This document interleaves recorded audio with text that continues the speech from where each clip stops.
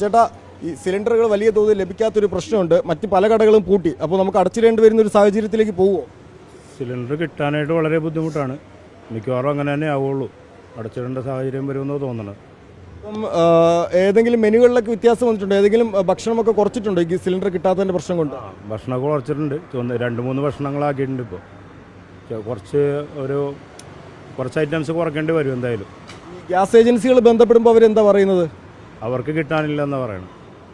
അവർക്ക് ഗ്യാസ് കിട്ടാനില്ല. ഇപ്പോഴും അത് ഇപ്പോൾ ഹോട്ടൽക്കാരെ മാത്രമല്ല, നമുക്ക് ഓരോരുത്തർക്കും ഭയങ്കര പ്രശ്നമായിട്ട് ഇരിക്കുകയാണ് ഈ ഗ്യാസ് ഏജൻസി. പല ഭക്ഷണശാലകളും അടച്ചു. ഇപ്പോൾ ചിലവ് കുറയ്ക്കാൻ നോക്കുകയാണ്. ഇപ്പോൾ വീട്ടിലൊന്നും വിളിച്ചിട്ട് ഗ്യാസ് കിട്ടുന്നില്ല. ഇപ്പോൾ വിറക് വെച്ചിട്ടൊക്കെയാണ് അഡ്ജസ്റ്റ് ചെയ്യുന്നത്. എൻ്റെ ഇവിടെ ഒരു ഗ്രാമപ്രദേശമായതുകൊണ്ട് അടുത്ത പറമ്പിലൊക്കെ വിറക് പെറുക്കിയൊക്കെയാണ് വെക്കുന്നത്. എത്രയും പെട്ടെന്ന് ഈ യുദ്ധം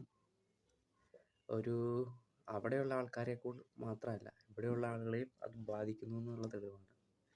യുദ്ധം ഒരിക്കലും സമാധാനം കൊണ്ട് തരില്ല. എന്തൊക്കെ പറഞ്ഞാലും ഇവന്മാർക്ക് കാര്യം പറഞ്ഞാൽ മനസ്സിലാവില്ലാത്ത ഭരണാധികാരികളാണ്. ഒരു ഇതുണ്ടല്ലോ, കനക സിംഹാസനത്തിൽ കയറിയിരിക്കുന്നവൻ ശുനകനോ ശുംഭനോ, കയറിയിരിക്കണ എല്ലാം വിഡ്ഢികൾ തന്നെയാണ്. ട്രംപ് ആയിക്കോട്ടെ, അത് ലോക പൊട്ടൻ.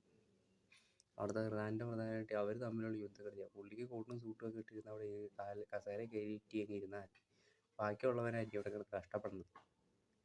ഈ പ്രാക്കൊക്കെ ഇവന്മാരൊക്കെ എവിടെ കൊണ്ടുപോയി തീർക്കുമെന്നറിയില്ല. ഇരുന്നതിനേക്കാളും ഇവന്മാർക്ക് നമുക്കിപ്പോൾ ഒന്നും പറയാനും പറ്റില്ല.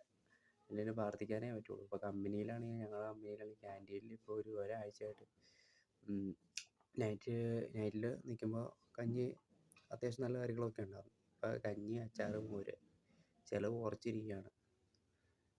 അത് കമ്പനിയുടെ ഭാഗം മാത്രമായിട്ടല്ല, മൊത്തത്തിലും ഇത് തന്നെ ക്ഷാമമാണ്. പല ഹോട്ടലുകളും അടച്ചു പൂട്ടിയിരിക്കുകയാണ്. അപ്പോൾ തീർച്ചയായിട്ടും അത് എത്രയും പെട്ടെന്ന് യുദ്ധം നിർത്തണം.